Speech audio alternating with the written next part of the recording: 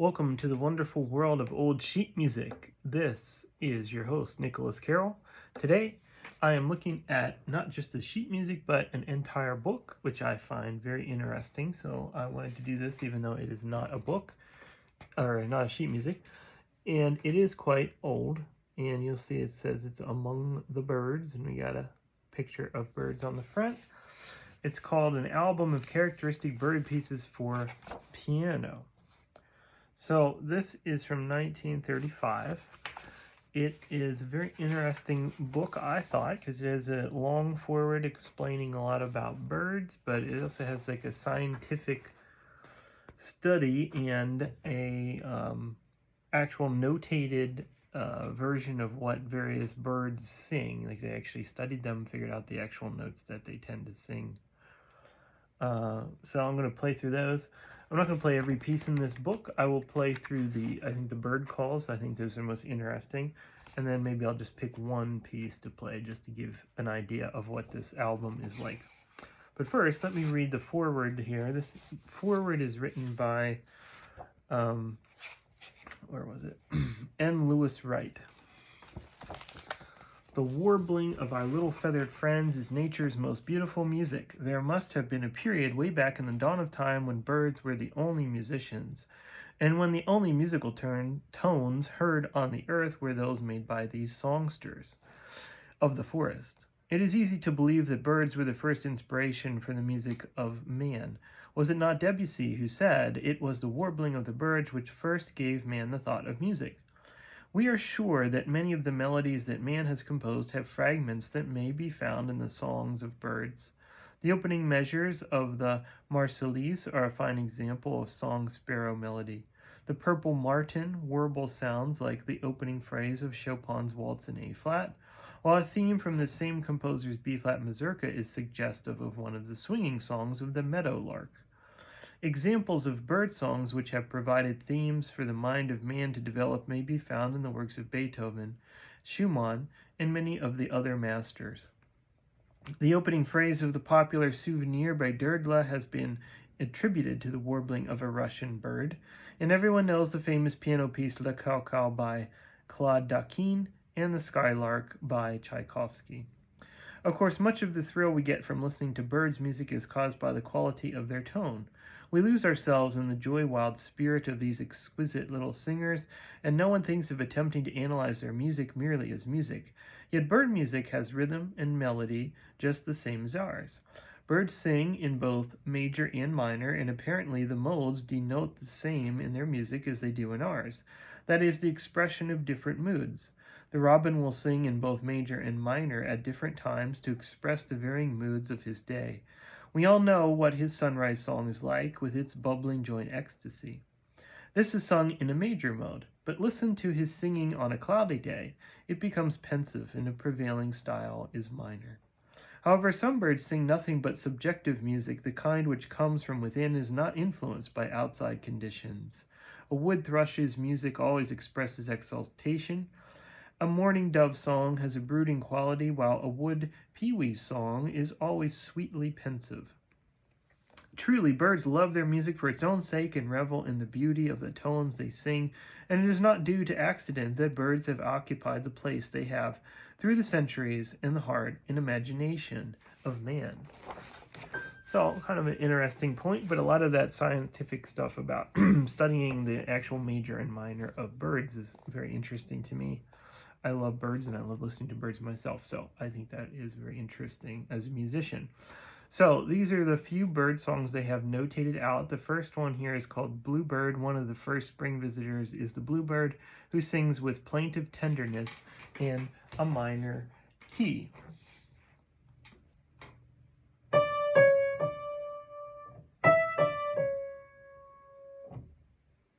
Next we have Robin. Not far behind the bluebird is the red-breasted robin, whose sunrise song is joyous.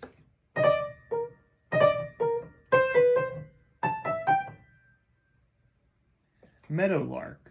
The meadowlark lacks the vocal power of the robin, but his song is tender and very charming. Yellow warbler. The song of the yellow warbler is lively and short and is pitched very high. Baltimore Oriole. This bird has a rich and powerful voice, a most jubilant music shouter. Golden-crowned thrush. The thrush has a peculiarly noisy song with an accent on each second note.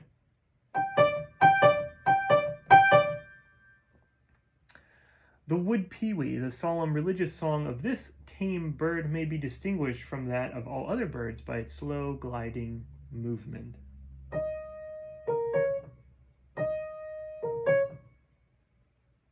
Whippoorwill. The song of the whippoorwill is always marked by the same rhythm, but the melody varies considerably from time to time and bird to bird.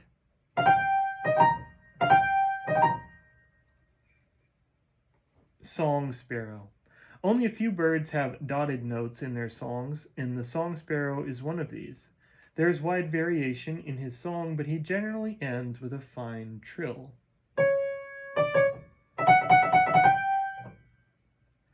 Bobolink. The bobolink has no rival for his rollicking song, which is full and long with a gradual crescendo at the end. Bob White. Possibly the most familiar song of all is the cheery ringing call of the little Bob White.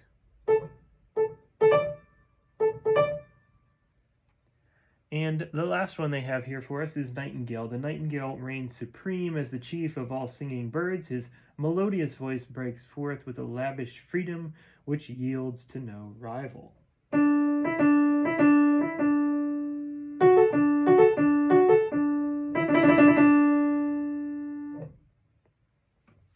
So those are the ones they have. Now, I have done some of my own research on this, actually, and if you search on Wikipedia even, there are some birds that have Wikipedia articles that have notations for the bird song as well.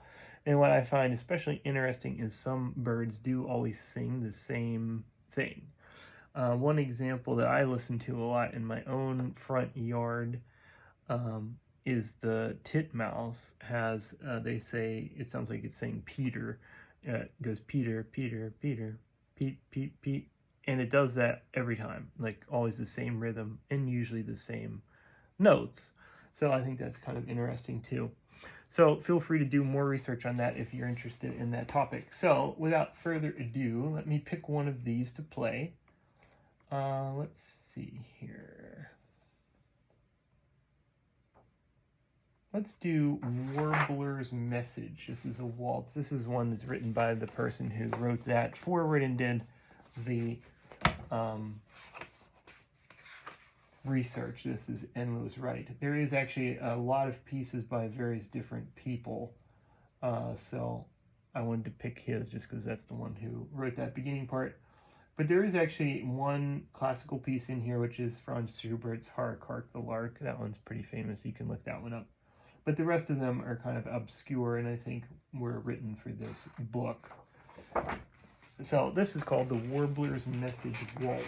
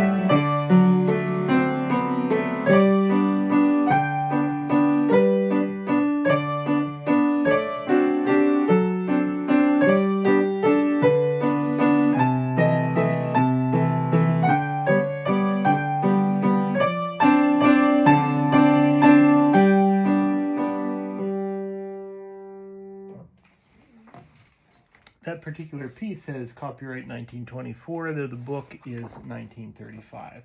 So that is Among the Birds, an album of characteristic piano pieces. And I know it's kind of dark here in the room. I'm late doing this tonight, so I will take a photo of that separately to post as well, so you can see it a little better.